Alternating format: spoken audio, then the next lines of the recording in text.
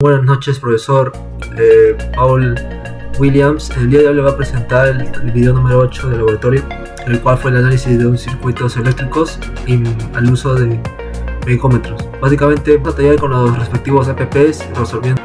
Hablamos básicamente de que como el relay y la autosustentación pues básicamente conmutan una alta potencia con baja señal, y de esta manera pues haría que un circuito normalmente que se apaga o se prende mediante un relay que obviamente se apaga y se prende, este ahora puede mantenerse prendido, energizado mediante un contacto auxiliar, en este caso no abierto, o en paralelo con un pulsador de arranque, que evalúa básicamente la integridad del aislamiento dieléctrico de conductores y bobinados en la aeronave.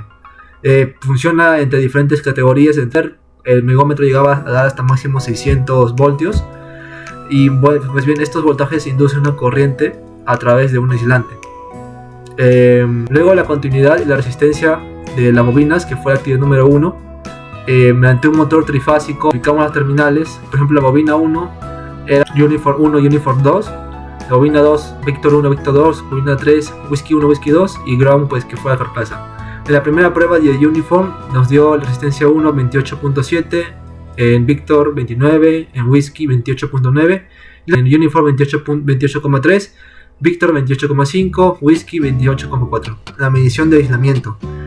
El aislamiento a tierra básicamente fue entre 88.3 la bobina 1 a tierra, el 111.5 bobina 2 y 90, todos dentro de los parámetros correspondientes y operativos. El aislamiento entre bobinas.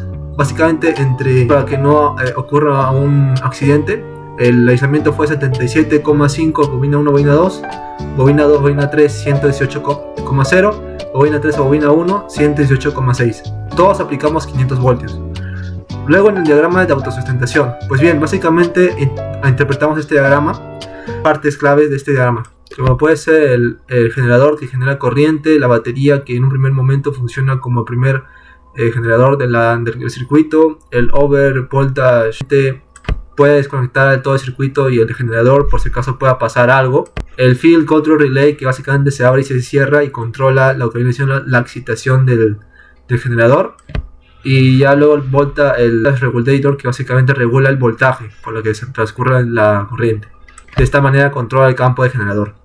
Y luego pues básicamente hicimos el bosquejo del diagrama, en el cual era un switch, dos push button, en este caso uno push button normal y uno normalmente cerrado. Un relay usamos dos contactos y además usamos un diodo el cual hará que no se pierda electricidad en esta parte, la corriente, y se mantenga acá, manteniendo funcionando este relay hasta que el piloto o nosotros presionemos este normally close, este push button. Ahí sí recién se apagaría esta bobina y tenemos que presionar de vuelta acá, acondicionado por funcionar con una lámpara y un horn. En el laboratorio, el megómetro es indispensable para detectar corrientes de fuga sutiles y diagnosticar fallas a tierras o degradaciones térmicas. Resistencia y continuidad han validado el balance resistivo de bobinas, y el megómetro garantizó la ausencia de cortocircuitos hacia la estructura de la aeronave. Los circuitos autosustentados, como el Field Control Relay, demostró cómo controlar sistemas de potencia críticos con señales de baja intensidad en cabina. Funcionamiento de este circuito y de este bosquejo.